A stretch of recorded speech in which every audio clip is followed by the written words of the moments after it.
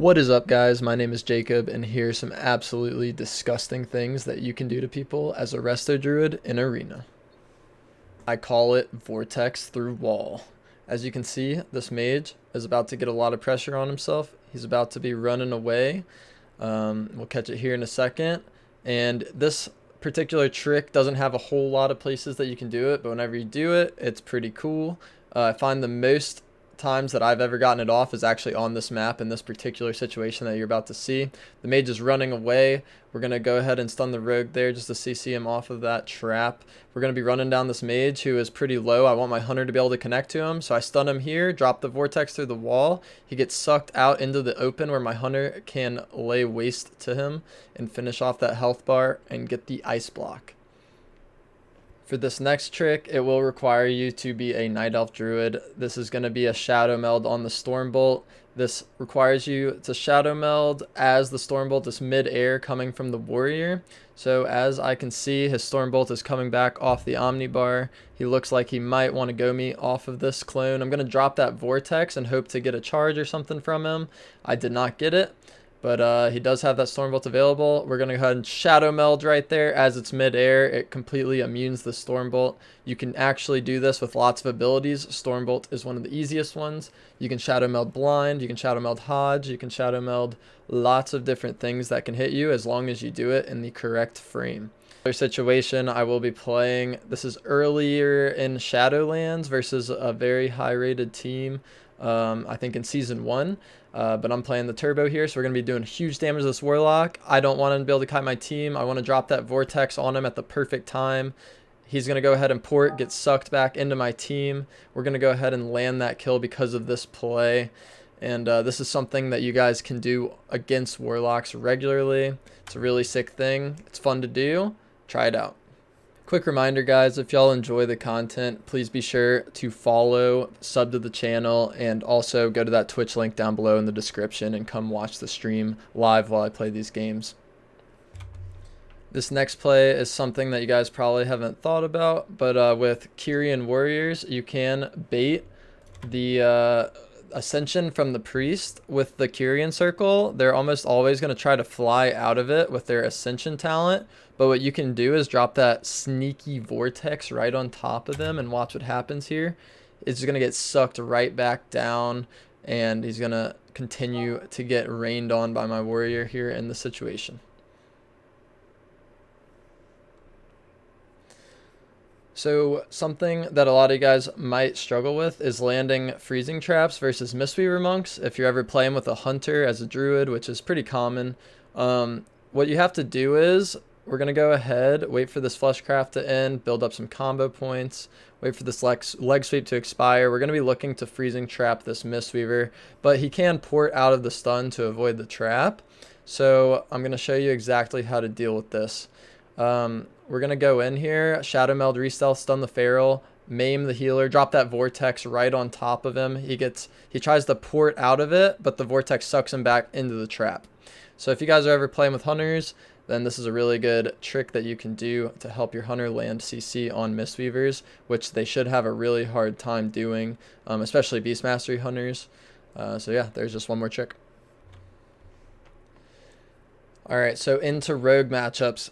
One of the scariest things that can happen to you as a Resto Druid is a rogue Shadowstep kidneys you out of form whenever you're least expecting with no hots, and they force tons of pressure. But if you see it coming, you can go ahead and drop that Vortex, get the Shadowstep, get out of line of sight, and now he's forced to kidney my warrior who has full hots and is hard chilling. He even commits the vendetta there.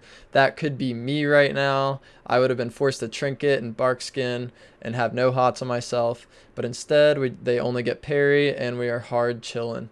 So you guys can try to do this versus rogues. You can do that versus warrior charges and leaps, feral charges sometimes even. Speaking of vortexing warrior charges and leaps, we're going to go ahead, gonna Shadowmeld, Rakes on the warrior off myself, Cyclone him, get some distance. I know he's going to be looking to reconnect here, so we're going to line of sight. He can't charge or leap, but now I'm letting him charge to me and dropping that Vortex, baiting that charge. He had Stormbolt for me there if he landed the charge Stormbolt, but we kind of deterred him from going on me. Because of that vortex, he doesn't have mobility to connect to anything, and he had leaped to me prior, if you guys were watching, so he just has no way of getting to anything. He's just waddling around doing nothing.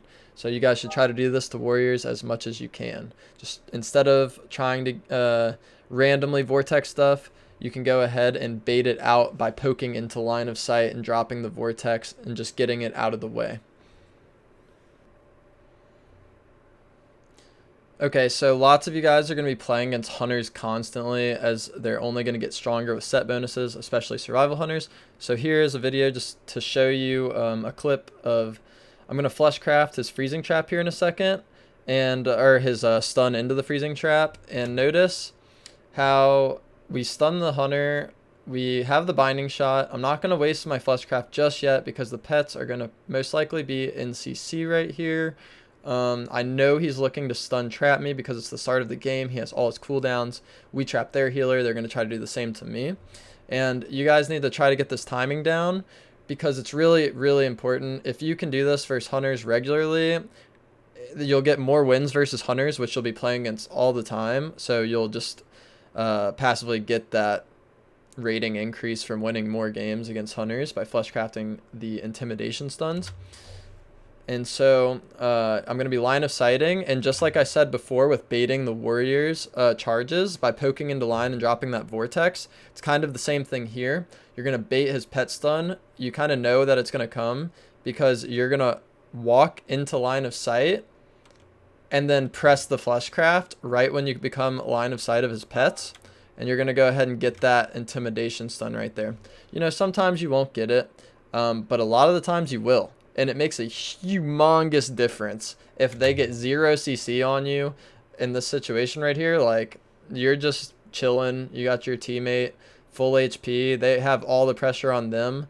We're going to get 2 traps in before they even get 1 on me, because they're not going to have stun again for almost more than 45 seconds.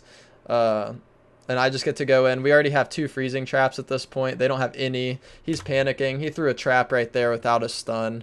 And it's just looking really grim for them. They haven't gotten any crowd control or any pressure yet. We already have the priest trinket. We've landed 2 traps.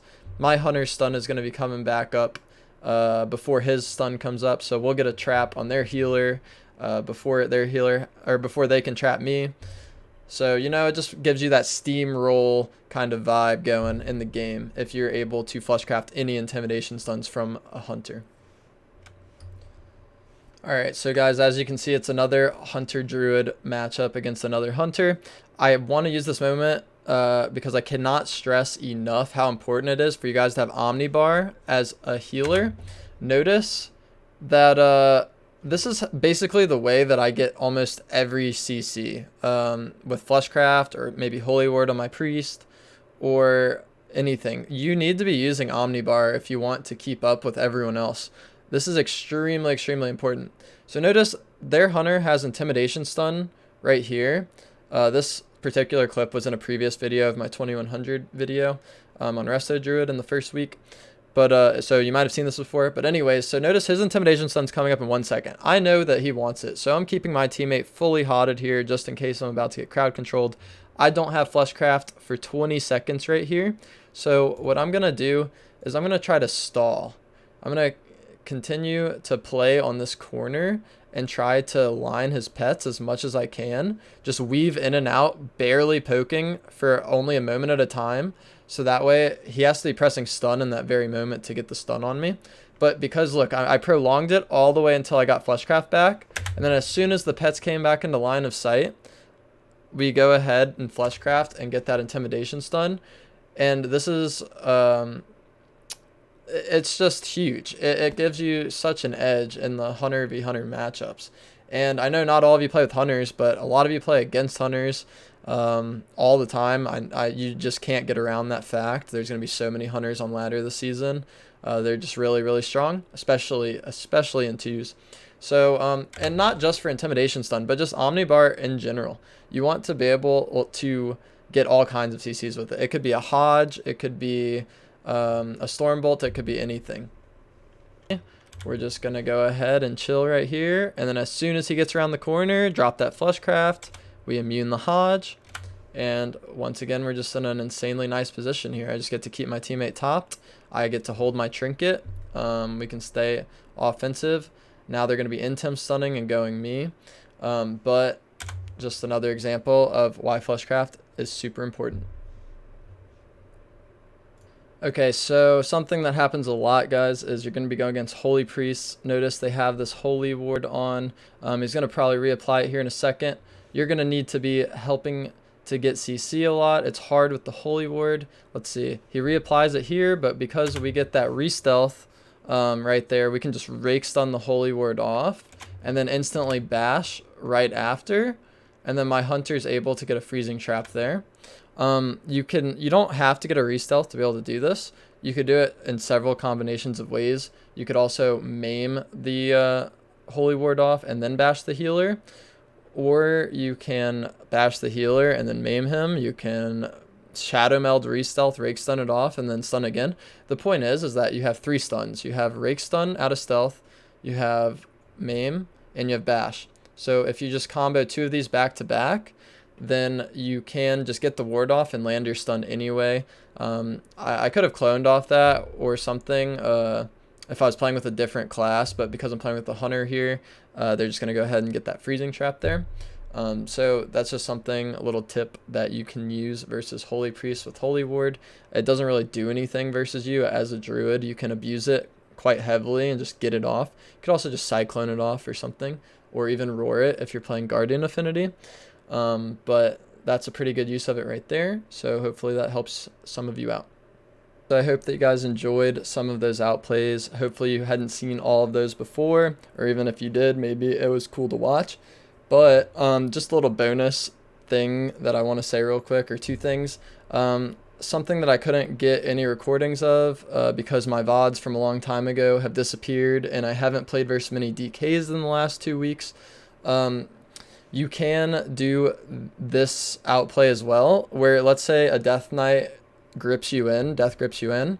If you're targeting your teammate and are in range, you can wild charge to your teammate mid grip, and you will basically, as you're getting gripped in, you'll port yourself to your teammate, and then you won't get sucked into the DK.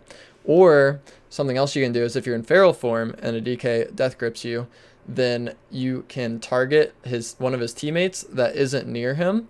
And as you're getting gripped in, once again, if you feral charge to his teammate who isn't next to the DK, then mid grip you will jump to that person and avoid the pressure that the DK is about to get on you with that death grip into whatever he's about to do to you.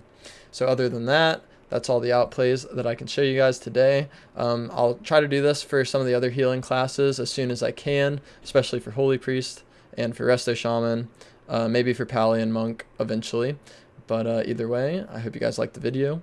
If you do, then please like the video, sub to the channel, go to the Twitch link down below, and come watch the stream live, hang out, ask any questions you want, and just chill. So either way, I hope you guys have a really good day or night wherever you are in the world. Take it easy, and peace.